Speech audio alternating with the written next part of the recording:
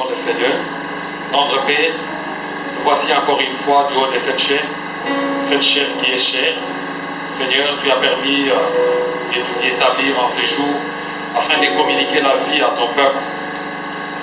Pas des discours persuasifs, pas des discours des hommes, pas des discours qui promettent des choses que les gens finalement n'arrivent pas à atteindre, mais une parole qui vient du Seigneur.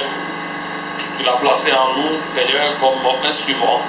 Est-ce que nous puissions transmettre cette parole telle que tu nous l'as communiquée, Seigneur, et que ton peuple soit béni à travers elle. C'est en ton nom que je prie avec toi. Amen. Amen. On peut acclamer le Seigneur.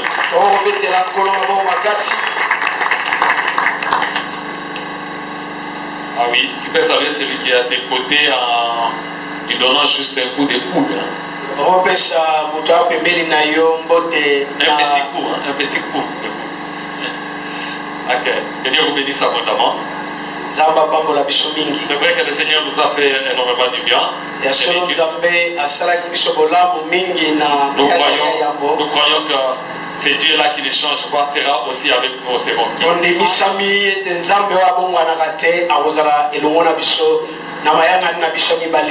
Je réitère encore ma considération et tous les respects que j'ai pour le couple pastoral.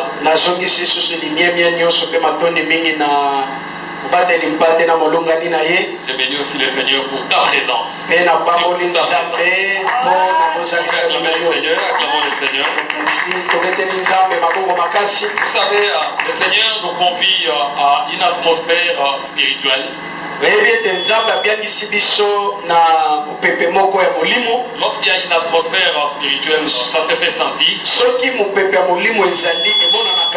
Là où il y a l'Esprit de Dieu, il y a des choses qu'on sait lire, telles que la joie. La promptitude à entendre. L'attention qu'on affiche lorsqu'on écoute la parole du Seigneur. Donc tout ça, ce sont des choses qui témoignent qu'effectivement le Saint-Esprit est en action. Et je sais déjà dire ça sur le visage de quelques-uns, bien que les autres jusque-là, ils ne se sont pas encore saisis.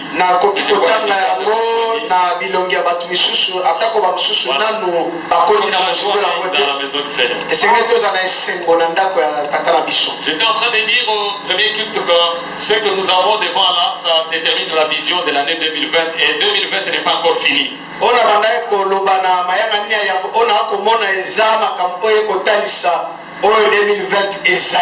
ne sommes ni dans les temps réglementaires, ni dans la progression, mais je peux considérer que maintenant, là, nous sommes en train de courir dans les temps additionnels. Quelques minutes seulement. Oui, pe na ngonga oyo esiliko bakisamate mais nazomona ete toke lipanda ya bangonga oyo na motango muke otikali. Dans les temps additionnels, on s'est remarqué la meilleure équipe. Ezali na tango oyo la minuta oyo bakisaka sima tango katamaki de talaka la équipe ya malamu. Une équipe qui a toujours gagné ne voudra pas perdre aujourd'hui. Ya solo équipe gagne katango nyoso ekolinga susko ko esamate lelo. Je vais te dire que tu appartiens à une équipe où Jésus-Christ lui-même est le capitaine et il est au neuf. Na si yo ete bozana équipe oyo Yesu yemoko azali numéro 9. Quel que soit le temps qui court, même avant la fin d'une seconde, nous allons marquer. Kongonga to minuta oyo koleka atala minuta moko etikali tokoko chamwa lingenda. Je vais te dire ceci. Les jours se suivent, mais les jours ne sont pas les mêmes. Est-ce que quelqu'un est avec moi? Lisez la Bible, on vous dit il y a un matin, il y a un soir. Mais les jours n'étaient pas les mêmes. Je vais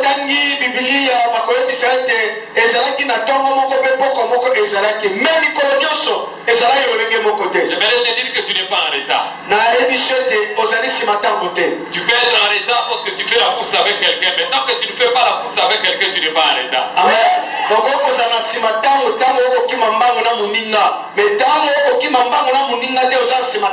Dieu t'a tellement aimé qu'il veut que toute chose meilleure dans ce pays t'appartienne.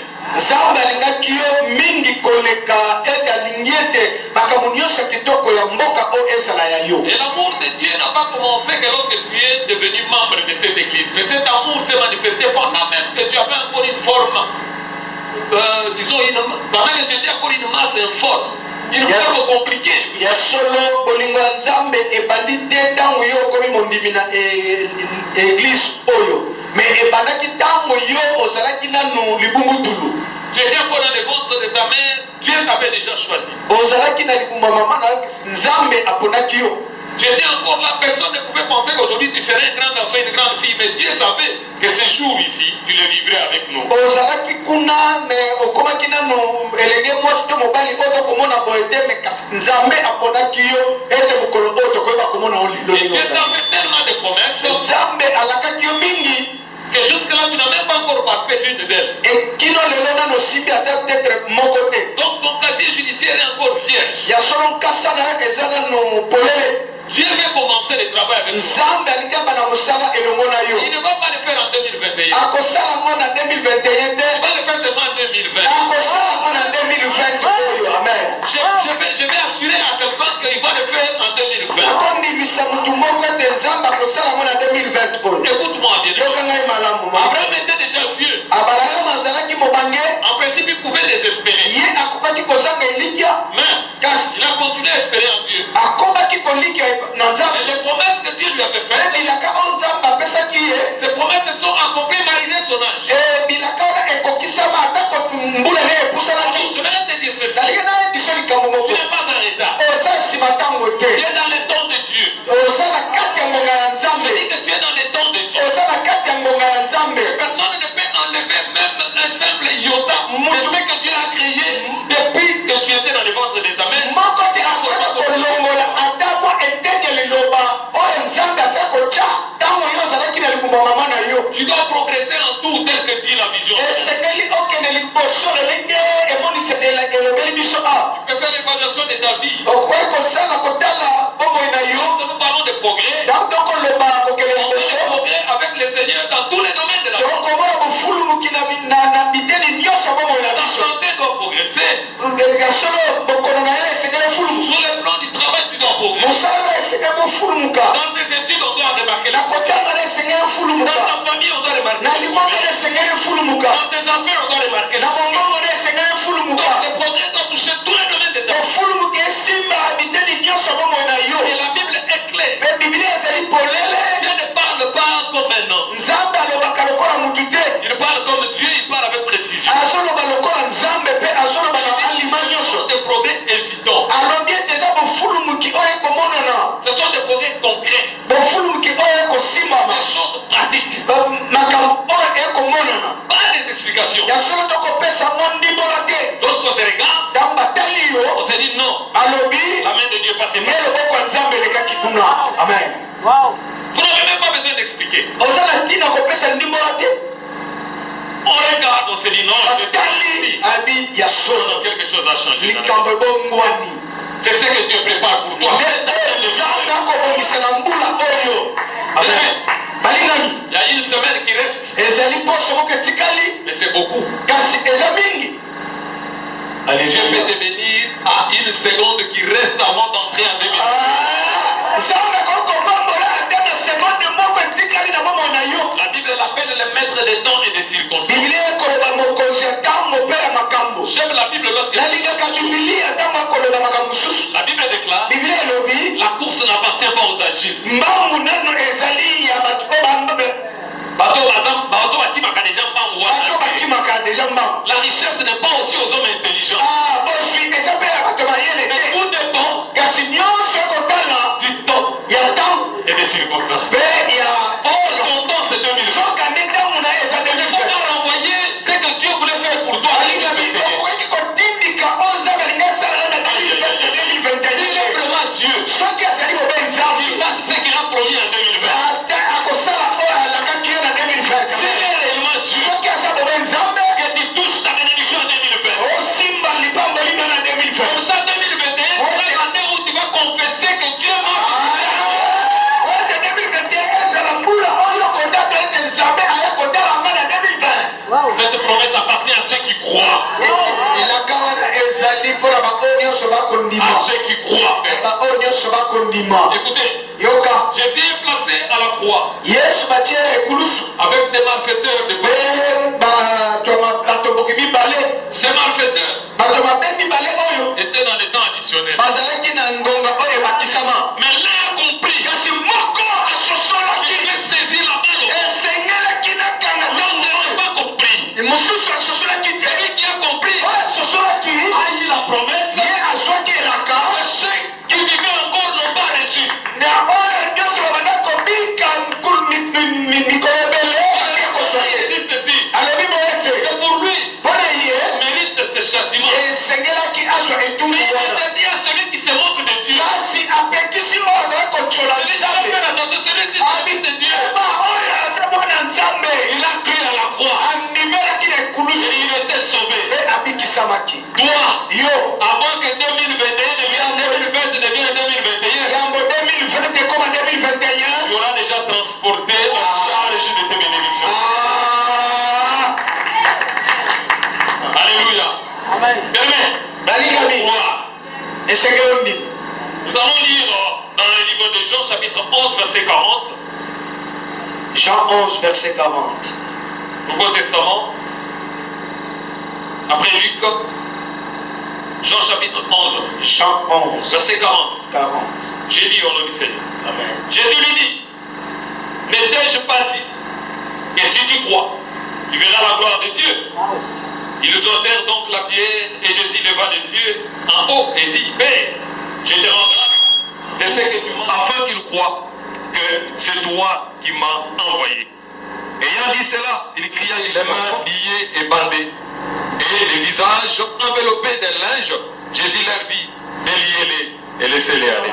Et vous allez lire à partir du premier verset du chapitre 11 jusqu'à la fin.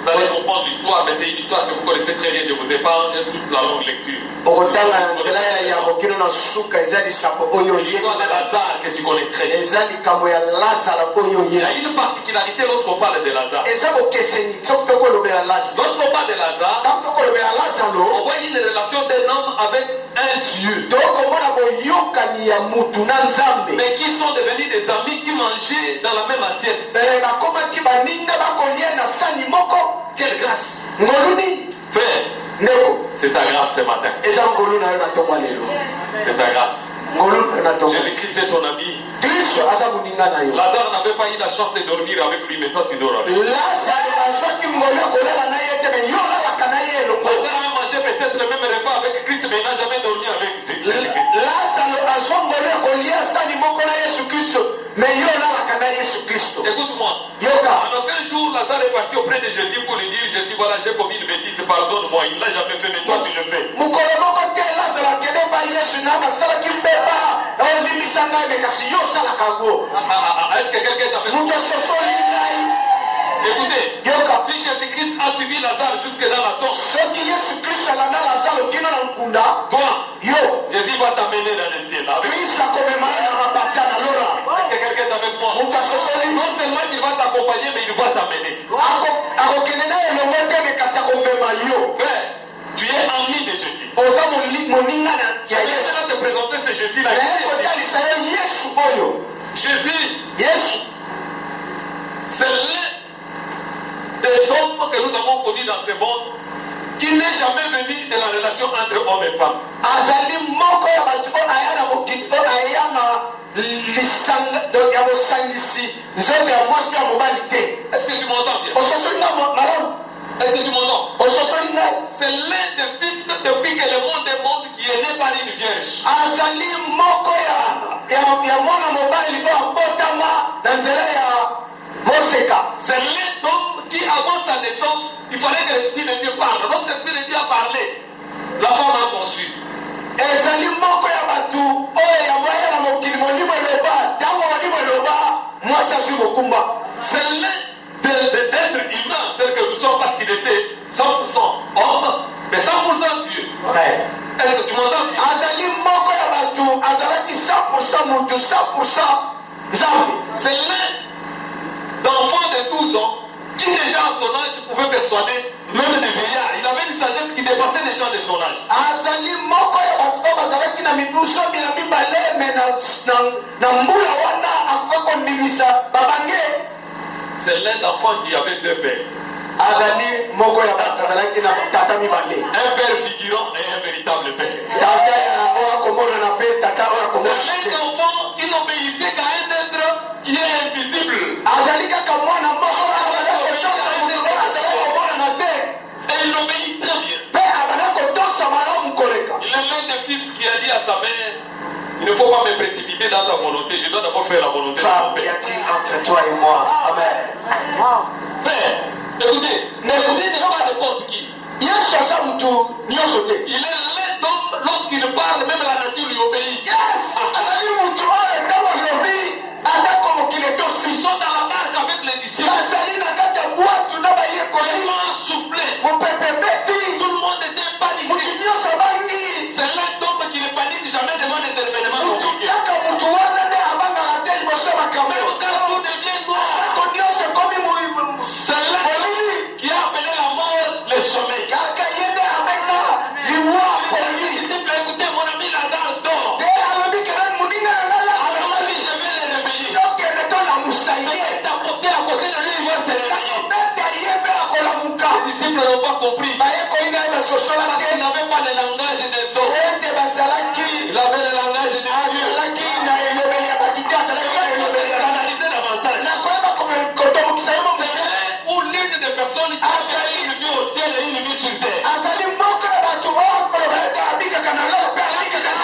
C'est se extraordinaire au ciel et il est venu aussi vivre une vie sur terre. asali makambo ya kokamokuna na lolo mpe akobika awa na mokili. C'est un Dieu formidable. azali nzambe akokamwisa Il donne l'ordre au vent et le vent lui obéit. apesi mitindo na mopepe mopepe Il etosi. donne l'ordre à la mort et la mort lui obéit. apesi mitindo na liwa liwa Il etosi. donne l'ordre aux poissons et les poissons lui ramènent des poissons. apesi mitindo na mbisi apesi. Si j'étais Jésus, soki nazalaka yesu tu ne verrais jamais ma demande d'emploi. Je vais introduire ça chez qui? Parce qu'il me donne l'ordre et tout lui obéit. apesi mitindo nyonso etosaka. On vient chercher un peu, il dit aux disciples, il dit, allez-y pêcher les poissons. Les ayina baseki ye mpaku atindi bayekoli bokende na mai mbongo eza kuna na ebale. frère, oyelani kamwa nyongo liboso ya Yesu, solution ezwami na. yes okokima moto nyongo te. alleluya Yoka ngai. Amen. Celui qui a Christ, oyo aza na kristo il est Christ. aza kristo. Donc moi, la Bible nous dit, neti na biblia c'est ekoloba de Dieu. ebosaba nzambe Si la Dieu est un Dieu, ndenge ovandi wana ozali nzambe à partir d'aujourd'hui, banda lelo ne fuis pas les gens qui viennent chercher les dettes chez toi. kokima moto akoluka miongo epa na yo te Et ne t'embête même pas. te mpe kodesa mpe te Parce que la Bible dit, po ete biblia elobi nous, biso nous n'empruntons pas. biso tokodefa te biso nde bato tokodefisa. Si tu entres dans la dimension de Dieu, esekeli okoma na lolenge ya bonzambe dans la dimension de te considérer que tu es Dieu, na lolenge ya komimona ete ozali nzambe tu donnes des ordres, des événements obéissent. ozokopesa mitindo mpe kotosa Frère, tu ne rougiras pas. ndeko okotela misu te Tu ne fuiras pas. okokima Tu ne te te cacheras pas. mpe kobatama Tu ne te te plaindras même pas. okolela te 2020, 2020 c'est ton année. eza mbula na yes 2020 ici, c'est une année qui t'appartient en toute totalité. 2020 eza mbula oyo etali yo mobimba na yango. Si je viens donner des ordres, je vais obéir. soki yesu apesi mibeko na mopepe Moi aussi, tu peux donner l'ordre au mariage et le mariage va okopesa t'obéir. mitindo na Tu libala peux donner l'ordre au travail et le travail va t'obéir. okopesa Tu peux mitindo donner na l'ordre à ta santé et la santé va obéir. opesi na Tu peux bobola donner l'ordre aux finances et les finances vont opesa obéir. mitindo na Tu peux meso donner l'ordre à des études et les études vont obéir. mitindo na kotanga kotanga mpe kotosa Il yo est Dieu. lwasi azali nzambe Frère, ce n'est plus le moment de se plaindre. ezali su ntango ya kolela te Ce n'est plus le moment de marcher visage courbé. ezali su ntango ya kotambola elongo te te C'est le moment de marcher tête haute. ezali ntango ya kotambola motu Je suis likolo écarquillé. La poitrine bombée. tolo efimba Parce que celui qui est en vous est plus grand que le diable. ezali monene koleka sante aza na mokili.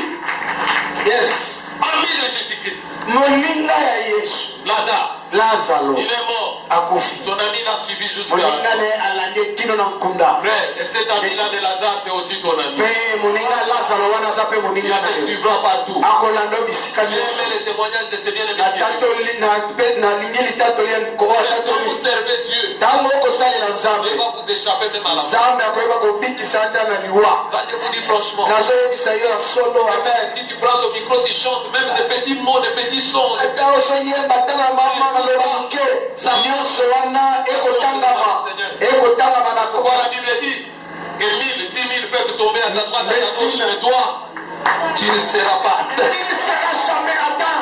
Amen. Écoute, yoka otie mbongo ebele na banke ya nzambe tellement ebele ke mbongo na yo wana ezoganga. Baprière nosali mingi wana econstitue banque de données. Ça quelque part na babombi yango. Vous vous rappelez de Mardoché, non? ozokanisa na Mardoché. Hein? Le roi ce jour-là s'est privé de son sommeil. Yes. Il voulait savoir qui lui a déjà fait du bien. Nani osala ebolamu akoluka Un monsieur du nom de Mardoché ezala mobali moko kombo ya Mardoché un type abandonné. mutu moko abwakama Personne ne pouvait faire attention. Il y avait quelqu'un qui existait là. ezali kaka Les hommes te voient ou qui ne te voient pas, je sais yo bamona yo te yesu akomona yo est-ce que je me fais comprendre? nakomisosolisa Écoutez, boyoka sans Dieu, kozanga nzambe nous ne pouvons rien faire. tokosala eloko te Mais avec Dieu, kasi na nzambe nous ferons des tokosala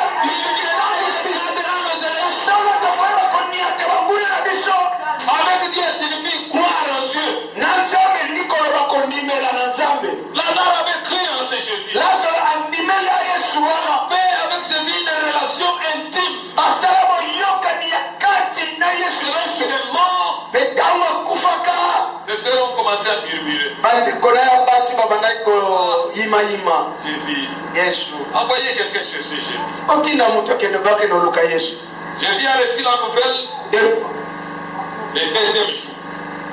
Il est décédé aujourd'hui, le deuxième jour où on envoie les messagers. Jésus était déjà informé que Lazare était déjà décédé. akufi lelo lobi batindi sango kasi yesu ayebaki deja ke lazaro akufa. Vous allez remarquer ça.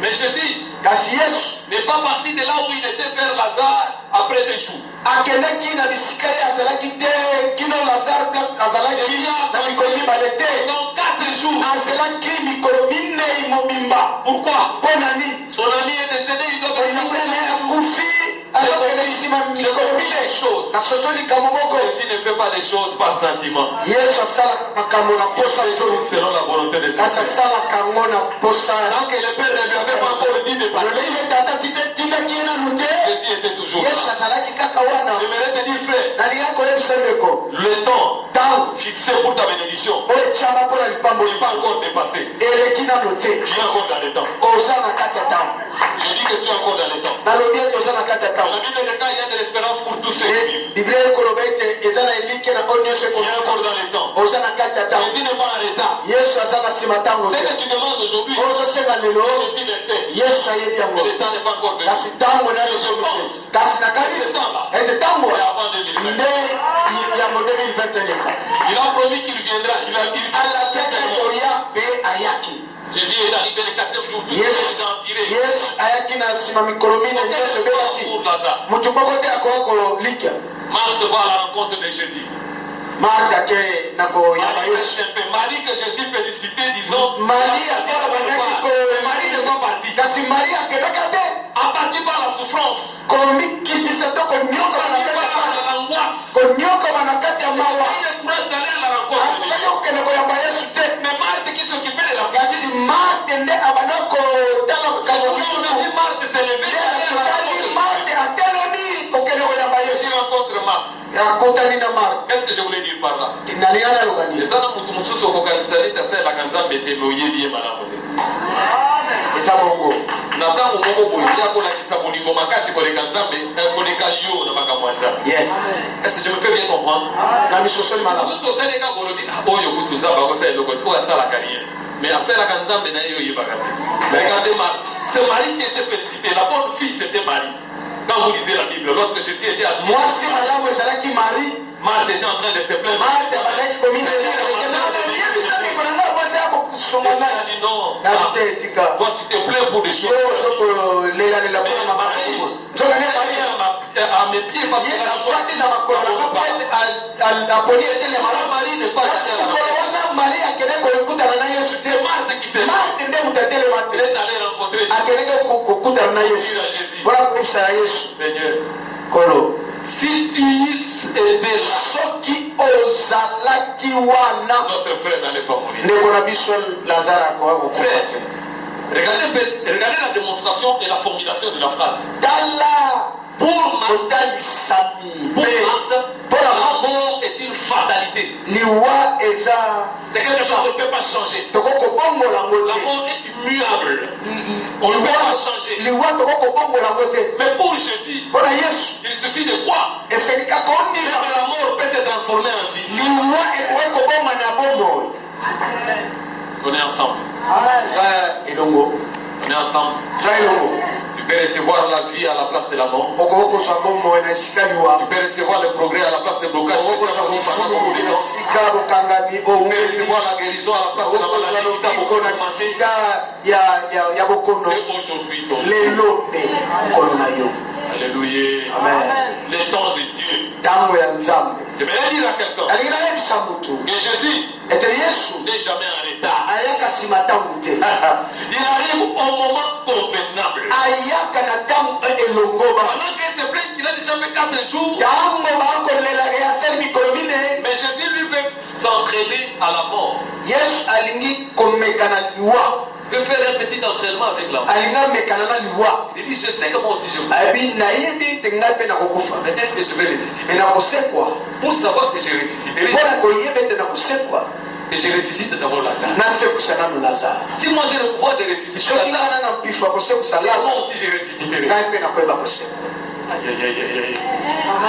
Il regarde là où était placé Lazare. tali bipai wapi Lazare Il azalaki lui dit, Lazare, abi Lazare sors. bima On voit quelqu'un sortir akomona moto abimi et bandé. kasi akangama En d'autres termes, na lolenge mosusu il y a une puissance qui avait retenu Lazare là où il était. ezali na mpifo moko ekangaki Lazare bisika Il a même fallu qu'une autre puissance vienne de prendre Et c'est là où il était. là où il faut Dans le temps qu'on l'avait placé. Alléluia. Il a été transporté par une puissance de Dieu qui l'a fait sortir. Mais maman quand on pifo ya nzambe ebimisaki ye Mais, cette puissance qui a sorti Lazare de la tombe, c'est celle-là qui te sortira aussi de la tombe. moko wana kaka ebimisa Lazare na nkunda yango nde ekobimisa yo C'était un entraînement. ezalaki komekana Et c'est pour cela que lui-même aussi, en mourant après 3 jours, il est ressuscité. mpe Parce que la mort savait déjà que celui-ci. ye moko mpe nsima kokufa mpe asekwaka amen Est-ce qu'on a dit amen ça n'a pas équipe à ta moto yo ko beta na yango yo bi ma perdant jamais. jamais Ata ba tira bango sans but. jamais Yo tira du bi mon côté. Mais on doit rassurer yo. Même dans 1 minute à 10. amen Ça c'est l'équipe de Jésus qui peut faire. wana ekipe ya Yesu ekokosala bongo Il faut lui faire confiance. Il n'est jamais en état. ayaka nsima ntango te Jésus est arrivé au moment convenable. Yesu akomaki na mboka elongolanaki J'aimerais dire à quelqu'un elayebisala que Dieu accorde toujours sa grâce même si elle semble parfois en état. nzambe apesaka ngolu na ye atako yango etalisami na nsima ntango La Bible nous parle d'une dame. lelo bene biso na mwasi Une dame, j'aime bien cette histoire, une dame qui avait la perte de sang. mwasi moko oyo azalaki kotanga bakilo Luc chapitre 8, verset 43-48. Luc chapitre 8, 43-48. On nous parle de cette dame-là, vous connaissez bien l'histoire. bakola biso na mwasi wana boyebi lisapo malamu Cette dame avait cru. mwasi wana andimelaki Elle a cru.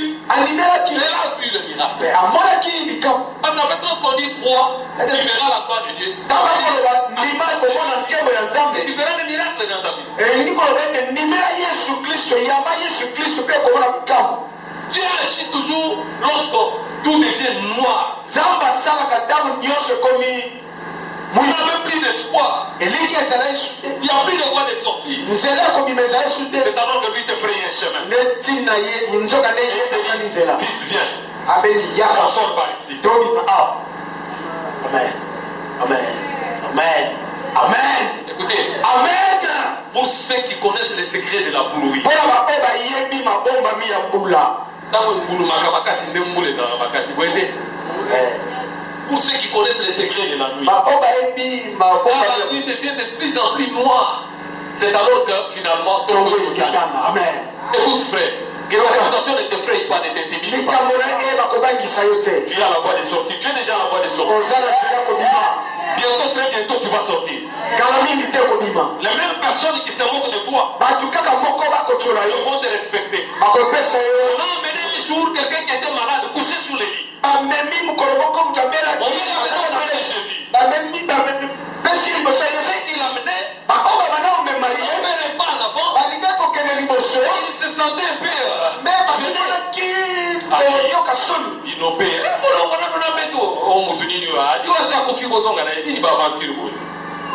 ils sont là avec le monsieur malade. Ce sont à cet allure ici. Nous n'allons pas atteindre Jésus. On va atteindre Jésus pour voir ce sont des idées. Il faut avoir une foi révoltante. Il ne faut pas croire comme tout le monde. Là où les gens voient les échecs, toi tu dois voir la réussite. Tout le monde peut échouer, mais toi avec Jésus, ce sont des idées de monter sur la voie de la maison. Ça c'est moi qui le dis, je pense que deux personnes sont montées d'abord. Papa, ils ont pesé 6 bases. Ils sont montés. Les gens les voyaient. La foi c'est la folie. C'est la folie frère. Vous voyez quelqu'un qui monte au toit de la maison. Il ne voyait pas comment il va entrer. La Bible dit quand ils sont arrivés là-haut, ils ont calculé là où était Jésus. Non, cette fois ici je ne l'ai jamais vu. Ils ont trouvé le toit de la maison. Jésus est là en train de parler à il voit quelque chose. Qui descend.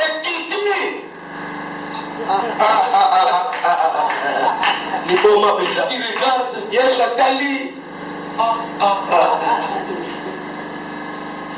Yesu akutana bena bajogo na mokili hapo. Hata yeye mu place atania hivi tena mokili hapo bajogo. Amen. Quelle foi. Quand il m'a donné des dînes, vous êtes vous scandaliser. Lorsque cet homme découvre la guérison, il va sortir par où? Il faut qu'il rentre par le tout. Par là où on l'empêchait d'entrer. Ceux qui constituent le blocage de la vie seront les premiers à t'acclamer.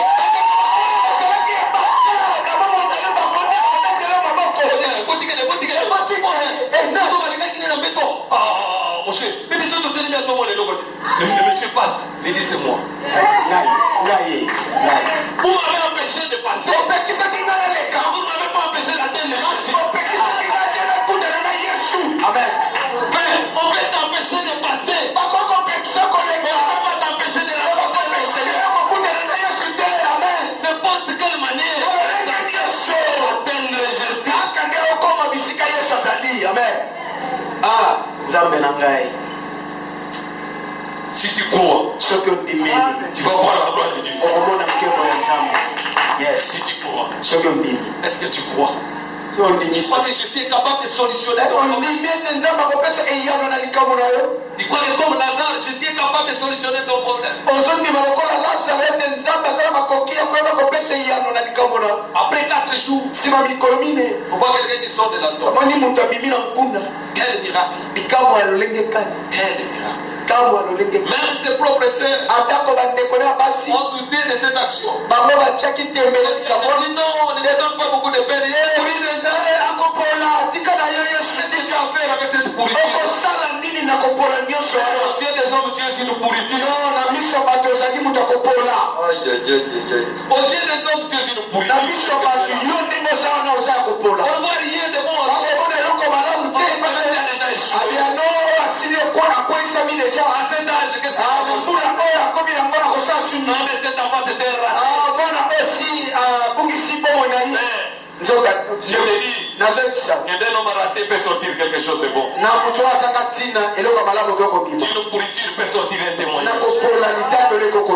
Lorsque Lazare marchait dans son quartier, tout le monde voyait les témoignages. Ça, c'est la gloire de Dieu. Quand on assistait à son deuil, il pouvait se dire, mon cher, cet homme nous l'avons enterré. Jésus l'a ressuscité. Ça va énerver tes ennemis, mais c'est la volonté de Dieu.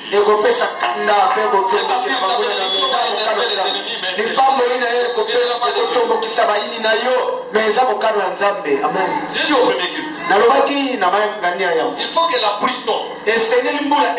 Mais pas n'importe quelle pluie. Une pluie spéciale pour moi.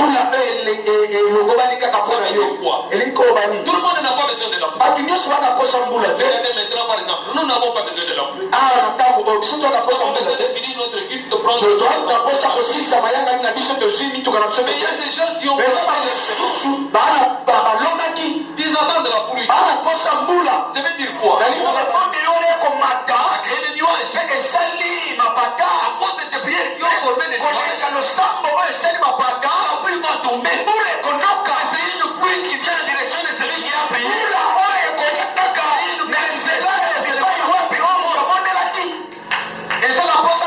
Est-ce que tu es prêt à recevoir ta pluie ce matin? Il y a une pluie de bénédiction. Pour toi, ta femme, les enfants, les générations futures. Vous savez, vous pouvez être béni, mais peut-être béni pour vous-même et votre petit foyer. Mais Dieu veut que tu sois béni et que tu sois aussi une source de bénédiction. Quand toi tu es béni, tu dois connecter tout le monde. Pour que tu sois une source de bénédiction, il faut que ta bénédiction soit abondante. Oui, que nous demandons à Dieu, c'est une pluie abondante. Une pluie qui va faire en sorte que ceux qui sont à côté, la santé peut être faite. Amen. Sinon tu seras béni pour toi-même et pour ta maison. Sinon, que tu sois aussi une bénédiction pour les autres. Que les gens s'asseyent et qu'ils parlent de toi, ça fait la fierté de Dieu.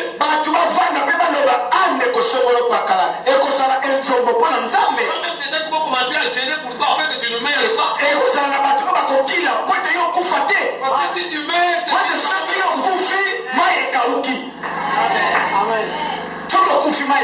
frère, à un moment donné, il y a même des gens de ta famille qui vont se convertir parce qu'ils ont vu la main de Dieu. On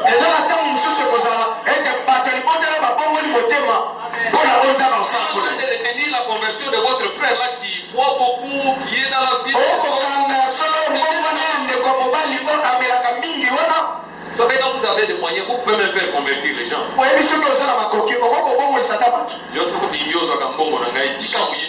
La personne va se discipliner. Mon cher, ce gars, ça vous est jamais arrivé? Arrive tous les jours ici.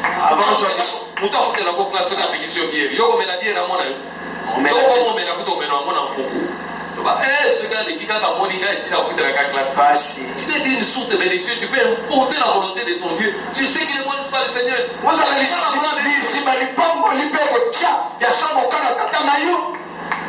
Est-ce qu'on est ensemble?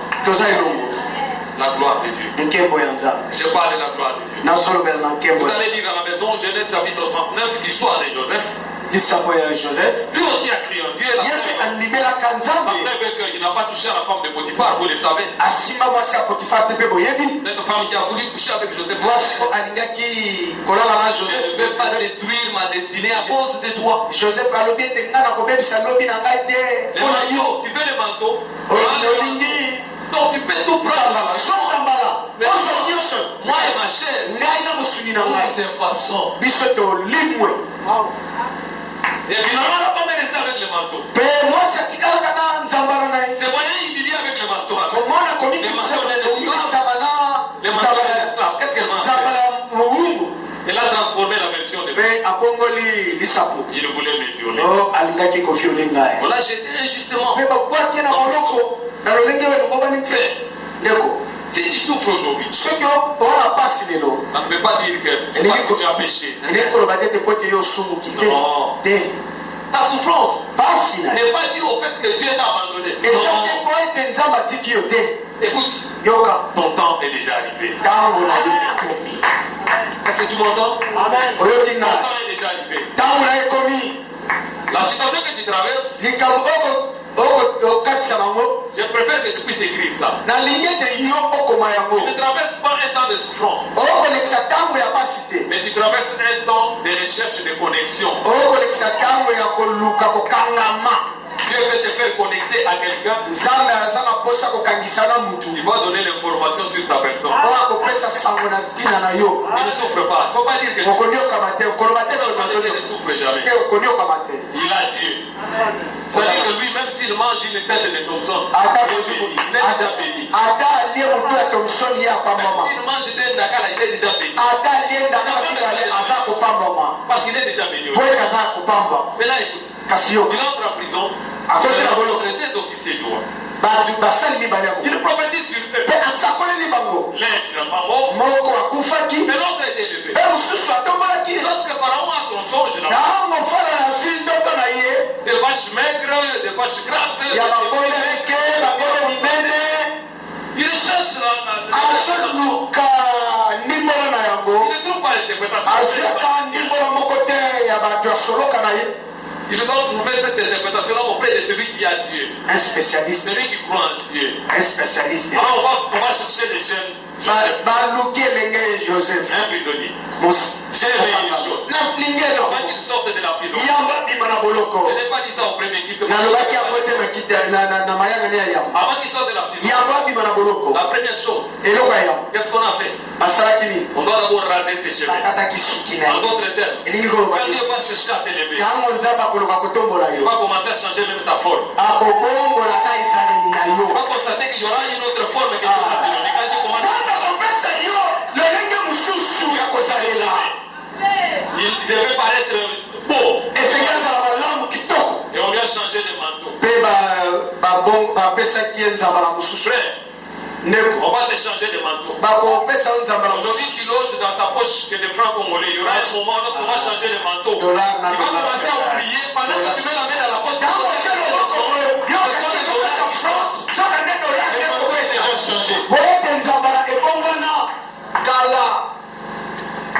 otikali kaka na likanisi ya franc congolais. Alors on l'amène devant Pharaon. Bamemi liboso ya fando na Pharaon regarde Joseph. Fando na akotala Joseph. Il se demande lui-même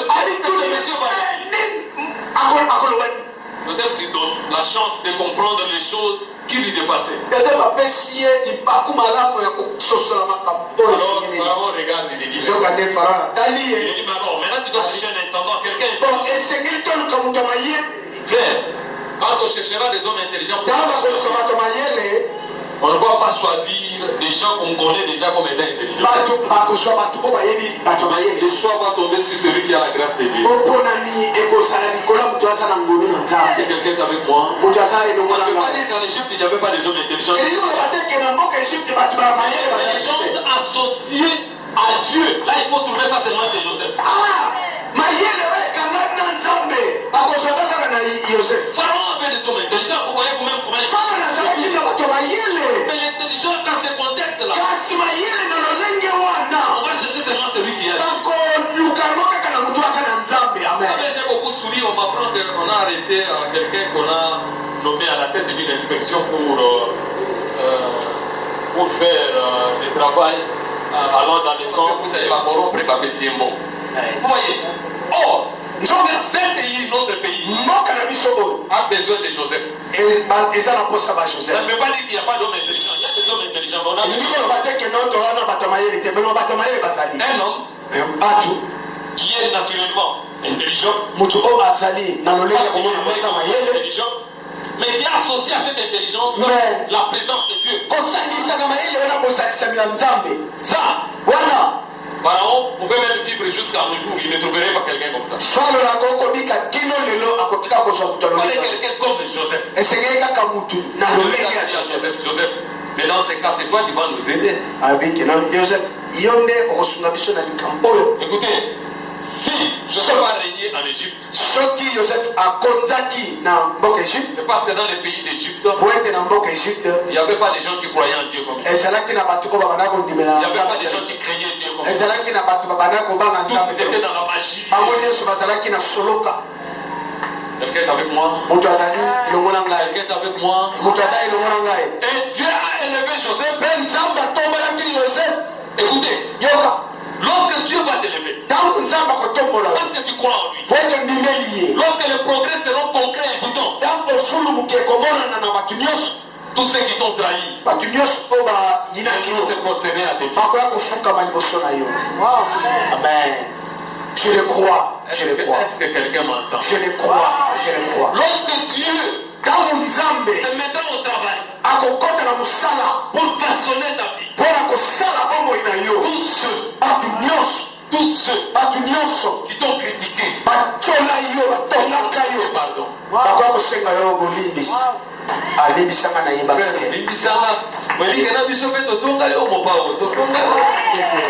Nalingi tobika likambo. Ceux qui t'ont maudit en disant oh yo soki abali ngai na kufi okobala ye aza na bomoi mpe akomoni akotakamoni na ngai. Merci. Merci. Et ça, c'est la gloire de Dieu. Nekembo ya Nzambe. Est-ce que quelqu'un est avec moi? Kaza ino nganga. Ouais, quand je parle de la gloire de Dieu aujourd'hui, je vois ça. Je vois Bana solo bela nkembo ya Nzambe lelo ngai nakobika ngo. Amen. quelqu'un est avec moi. Kaza ino nganga. Lorsqu'on croit en Dieu, Tant tokondimela Nzambe, les miracles viennent en série. bikamwa ezoya na kolandana. Akoyoka kuna abali, kuna azimusa, avoyager, asomi mutu. Ekolandana kake ezolandana. Ça c'est la main de Dieu. Wana loboko ya Nzambe. Alléluia. Oh Elisabeth abotaka te, Elisabeth aboti. Oh aboti mwana nini? Mwana ngo Jean-Baptiste. mwana ngo aza danger. Non, on va voir des choses comme ça. Bakomona makambo lolenge. Oh Anna abotaka te, Anna aboti. Anna, bonsoir l'enfant. L'enfant Samuel. Mwana Penina Samuel. regarde. Penina tali. C'est un enfant comme tous les Asaka autres. kama mwana. C'est un enfant d'Ali, c'est Mwana mwana soko joka nebo sakoli. un ministre de Dieu. Ah! C'est quelqu'un qui gouverne le pays. Ezali mutu wako konzombo. Voilà des bénédictions que Dieu est en train de faire. Kala mapambo libonze. Alléluia. Amen. L'une vient, Moko ye. laisse la place à l'autre. Etiki mususu na Alors qu'on n'a pas encore fini, Nando pasela mususu. il y a une autre femme Mususu ba eye. ainsi de suite. Pe kolandana kaboko. Tamba kotala. Ça c'est la main de Dieu. Wana loboko ya Nzambe. Alléluia. Mais le problème c'est de croire en Jésus. Likambo ezanga kondimela C'est Nzambe. la volonté de Dieu. Sala bokano ya Nzambe. Tu verras la main de Dieu. Okomona loboko ya Nous Nzambe. avons parlé d'Élie, comment Élie a prié. Lobelaki Il y Eli. a eu toute une série de bénédictions. ezalaki lipango ye Le banakola feu est tombé moto ekitaki sans combustible, mais on a vu le ekopelisa ngo ezalaki te mebe ya solo basanga esui moto kode esui moto. Écoute, yoka lorsque la souffrance vient en série, les bénédictions aussi viennent en série. ntango pasi eyaka na kolandana lipango mpe eyaka na kolandana. Je recours rapidement à la vie de Job. nazokende mbango na bomo ya Il yobu. a eu des circonstances qui se suivaient, mais des circonstances malheureuses. ezalaki na makambo oyo bana kolanda me ya mawa. Job est là assis, yobu avandi on vient lui apprendre. baye koyebisa ye Des enfants là où ils étaient en train de fêter chez leur bana papa. babanaye kotuka milio na bango bango Il y a eu un vent qui a soufflé. mopepe ebetaki On a ntango dit, koyeli bango. il y a des bétails, tout le bétail que tu as fait. banyama nyonso yo bokola kuna na mosusu kuna abetami. Regardez pas la suite des événements. tala kolandana ya makambo. Mais lorsque Dieu se met à les restaurer, ntango nzambe abandi kofuta ye les bénédictions se suivent. mapamboli elandani. Est-ce que quelqu'un est avec moi? Il a la guérison à laquelle il ne s'attendait pas. aza na lobiko oyo eselelaki kutu Dieu lui donne des enfants. La Bible dit les filles que Job avait eues, c'était des jolies filles. Dans toute la ville, on pouvait trouver des jolies filles comme ça. basi oyo bazwaka antuka na engumba Regardez comment Dieu les restaure. tala nzambe ndenge akofuta ye. Dieu va te restaurer en série parce que tu as longtemps souffert en série. nzambe Les souffrances sont venues tellement en série. akozongisa yo sika moto yokomi na kolandana. Alors, sois seulement mûr pour bien gérer toutes ces bénédictions. zala moto okoli po ete obatela Commence makambo. déjà à te préparer parce qu'il y a des choses que tu vas vivre. banda deja komibongisa po eza makambo esengeli obika. Est-ce que quelqu'un est avec moi? Moto aza elongo na ngai. Est-ce que quelqu'un est avec moi? Moto aza elongo na ngai. Je voulais chuter par nalingi nasukisa quelque chose de très important. na likambo oyo ya motuya malamu. Vous savez, c'est vrai que nous pouvons vivre la bénédiction de Dieu, mais cette bénédiction ne vient pas directement de Dieu, ça peut aussi passer par d'autres canaux. Iyo tokoka kobika lipamboli ya Nzambe kasi lipamboli wana ekokouta mbalakata epa ya Nzambe te ekokoleka na nzela ekokoleka na nzela motu. Un frère avec qui tu as assis, regarde un peu celui qui est à tes côtés, regarde. Tala pembeni ya mtu afandi elongo na yo tala ye malamu tala ye na miso mibale tala ye ozomona nini no botala na malamu botala na malamu. Regarde ma soeur, regarde mon frère. Tala ndeko mwasi tala ndeko mobali Tu ne vois rien. ozomona eloko te. Écoute-moi. yokanga On sait que Meshach, Shadrach, Abednego se regardaient avec Daniel. yalo ndenge moko bana kotala na Meshach Shadrach Abednego na Daniel. Abednego regarde Daniel. mike balokota Des hommes inutiles. bato ya basaka ti Écoutez, mais boyoka on arrête Daniel. tango kasi Daniel atali Il dit non.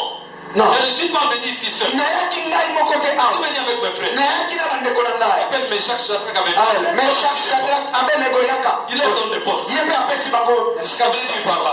nalinga loba nini Respecte celui qui a tes côtés. tosa motu ba afandi pembeni Il ne sait pas ce que Dieu fera de lui. oyebi te lobi ya kozala nani Évite de querer l'inutile. non koswanaswana na ye te non tika yango On sait, rien n'est que ça qu'on commence à remboter. Tous autres, ça rembote pour ami. Frère, quand tu es à l'église, tu fais des choses comme ça. ozana lingomba ozoloba te ndeko napekisaka opesanga mbote te lobi oyebi te kozala La sœur qui dit à un frère, frère, na moni yo pe bambote no eleki. ndeko mwasi azoloba ke no ndeko mobali yo mpe bambote no eleki mingi Alingaka biloko wana. Mbote na pesi. Ememeli nganga. Bongo moto yo pesi ya no ya bongo. Esiko ke ko déposer demande d'emploi. Attention directeur, ya omoni siko moto amwa yi. ye wana Quelle sera ton attitude? lolenge nayo kosala lolenge kani Yo te moto kozala moto ya yango akopesa mbote. Et puis ça sera une salutation accompagnée d'un pardon. ekozala mbote losako me elandisani Bonjour frère. na bosengi Moi si bolisi je suis Meshach, je te dis ici c'est le service, ce n'est pas l'église ici. On ne dit pas frère, dit directeur. ngai soki nazala na esika ya Meshach na kolobake no atuka awa na toza na mosala loba benga ngai directeur frère te Wana ikote ya yo malamu. amen Moi je sais pas si il y a une église au soit na moto te. amen Frère, on soit ni saka badoute. Amen. Parce que oyebi te nini o nzamba tie na kati ya moto yo soit. Ça veut dire Kinshasa ici les gens ont pris l'habitude de se chamailler à tout moment. oyebi ana tishasa bato bazwi momeso na koswanaka pambapamba S'injurier à tout moment. kofinganaka pambapamba Nous les enfants de Dieu, nous ne devons pas emboîter les pas. biso bana na nzambe tokokosala bongo te Vis bien avec tout le monde, même dans la famille. bika malamu yana mutu nyonso ata na libota bika malamu Celui que tu injuries, peut-être c'est ton Daniel de demain. ntango mosusu oyo oza na ye wana Daniel alobi Dieu peut aussi utiliser la nature. nzambe mpe akosalela makambo tokomona boye mpona Regarde kopakola comment il a nourri Élie. tala ndenge eza kombe nde ememelaki ye liba Dieu peut utiliser tous les moyens pour que ça. nzambe akoki kosalela banzela nyonso mpo yo okota na lipango Tous les lino moyens pour que tu puisses voir la gloire de Dieu. ya solo banzela nyonso mpo tomona nkembo ya nzambe Est-ce que quelqu'un est avec moi? moto aza elongo na ngai Mais je voudrais qu'on dise quelque chose, on va terminer par là. kasi na lingai toloba likambo moko tosukela wana 2 Chroniques chapitre 7 verset 14. 2 Chroniques. des chroniques On lit ensemble. otanga elongo On y va, 1, 2, 3. si mon peuple serait dit Au ciel, je lui pardonnerai son péché. Et je okokotelema tokokubondela alleluya